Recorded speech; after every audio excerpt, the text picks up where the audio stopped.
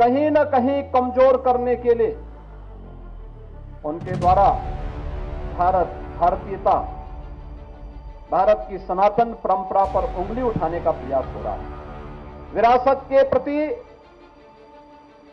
समाज की दृष्टि को कमतर करने का कुत्सित प्रयास हो रहा है। लेकिन इनसे सब भूल गए, जो सनातन नहीं मिटा था बाबर और औरंगजेब के अत्याचार से, और सनातन इन तुच्छ सत्ता परजीवी जीवों से क्या मिट पाएगा कि आजादी के अमृत महोत्सव के बाद अमृत काल में नई उपलब्धियों के साथ भारत दुनिया के अंदर जाना जा रहा है।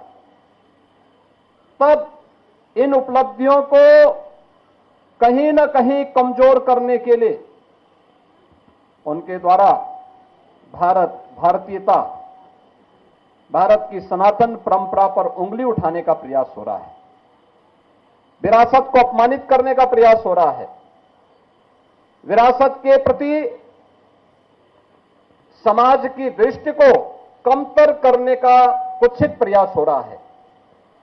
लेकिन इनसे सब भूल गए कि जो सनातन नहीं मिटा था रावण के अहंकार से,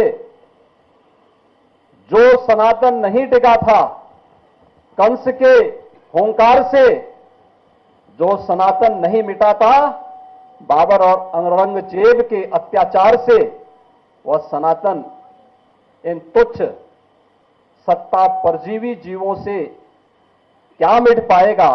आज इनको स्वयं अपने कृत्यों पर लज्जित होना चाहिए। मानवता का धर्म जो सनातन धर्म है, उस पर उंगली उठाने का मतलब मानवता को संकट में डालने का कुत्सित प्रयास।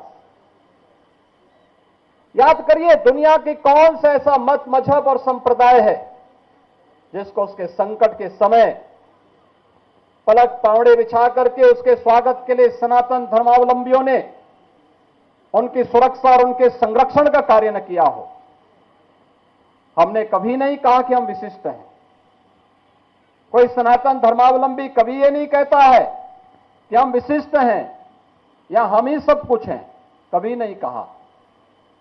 हमने तो कहा एकम सद विप्रा बहुधा वदंती, सत्य एक है और विद्वान लोग उसको अलग अलग, महापुरुष लोग उसको अलग अलग भावों से देखते हैं, अलग अलग रास्ते से इसका अनुकरण करते हैं।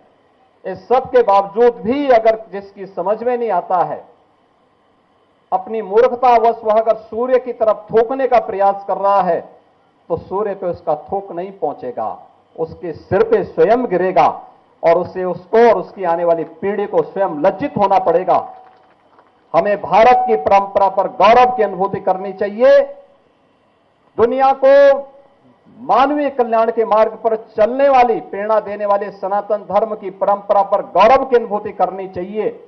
ये भारत की राष्ट्रीयता का प्रतीक है, भारत को एक नई प्रेरणा देने का माध्यम है, दुनिया के अंदर मानवता के कल्याण का मार्ग प्रशस्त करने वाला माध्यम बनता है।